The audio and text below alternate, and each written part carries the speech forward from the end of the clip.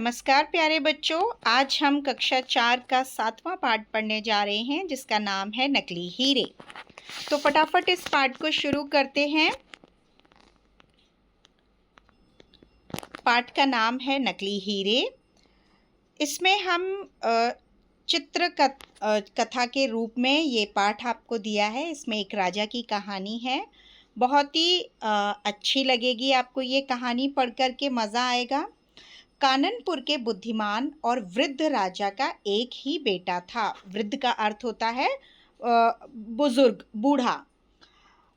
मैं अधिक दिन जीवित नहीं रहूंगा। मुझे अपने पुत्र के लिए कोई सलाहकार ढूंढना होगा, क्योंकि पहले के समय में राजाओं के साथ में सलाहकार होते थे जो उन्हें विभिन्न मसलों पर सलाह दिया करते थे। और राजा बूढ़ा हो रहा था तो उसे चिंता हो रही थी कि उसके बाद उसके बेटे को कौन सलाह देगा। एक अच्छा सलाहकार भी होना चाहिए मेरे बेटे के लिए भी।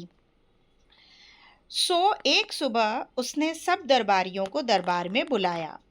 मैं आप सबसे एक प्रश्न पूछना चाहता हूँ, कृपया करके स्पष्ट उत्तर दीजिएगा, यानी सही उत्तर दीजिएगा। प्रश्न है, क्या मैं बुद्धिमान और ईमानदार राजा हूँ? सब दरबारियों ने बारी बारी से यही उत्तर दिया। निसंदेह महाराज, संसार में आप सा बुद्धिमान और ईमानदार राजा और कोई नहीं है। हर दरबारी को राजा ने एक एक हीरा दिया। आपके उत्तर के लिए धन्यवाद बोलते हुए सबको एक एक हीरा दिया। सब दरबारी प्रसन्न होकर चले गए, पर एक दरबारी चुपचाप एक कोने में खड़ा रहा। आप चुप क्यों हैं? आपका उत्तर क्या है? महाराज, दूसरों ने तो आपको प्रसन्न करने के लिए उत्तर दिए, पर क्षमा कीजिए, मेरा उत्तर वैसा नहीं है। अब राजा कहते हैं, फिर भी हम सुनना चाहते हैं।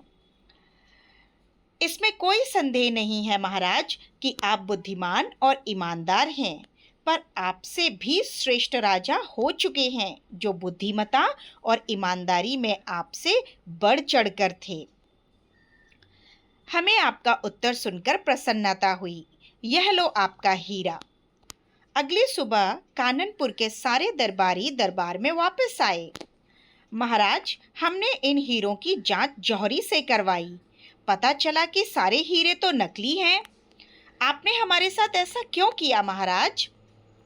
ठहरिए, मैं समझाता हूँ। आप सबने मेरे प्रश्न का झूठा उत्तर दिया, इसीलिए हीरे भी आपको नकली दिए गए। पर इस नौजवान ने सीधा साधा उत्तर दिया, इसीलिए इसे असली हीरा दिया गया। और मेरे बाद यही मेरे बेटे का विश्वस्त सलाहकार रहेगा। तो इस तरह से सभी जो दरबारी थे उन्होंने राजा को खुश करने के लिए उत्तर दिया। कई बार हमें आज के समय में ये चीज़ें बहुत अधिक मुझे लगता है नहीं हो पाती हैं, क्योंकि हमें अक्सर दूसरों के मुंह पर उनके जैसी ही बातें बोलनी पड़ती हैं, क्योंकि कई बार हम हर जगह सही बात नहीं बोल सकते हैं, क्योंकि बुरा भी लग जाता है लोगों को।